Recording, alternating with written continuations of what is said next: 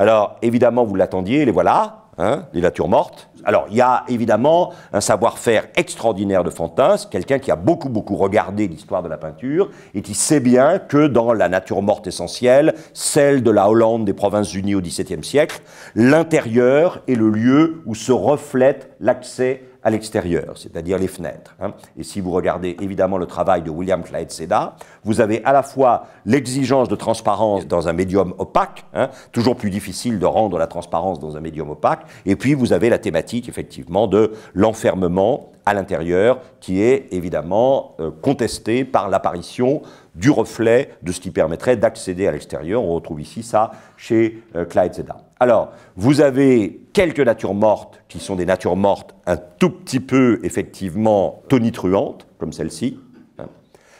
Regardez bien celle-ci.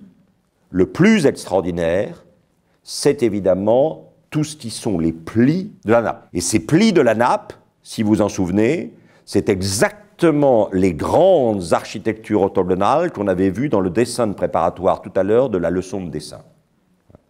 Et d'une certaine façon, Fantin n'arrête pas de vous dire « Je suis d'abord un Florentin et un dessinateur ». Et c'est dans cette ascèse du dessin que la couleur va véritablement prendre, même si elle est rare, son importance. Alors évidemment, on peut penser en écho à John Singer Sargent et sa fameuse Breakfast Table, hein, qui est au Fogg à Harvard. Hein. C'est clair qu'il y a des liens là. Hein.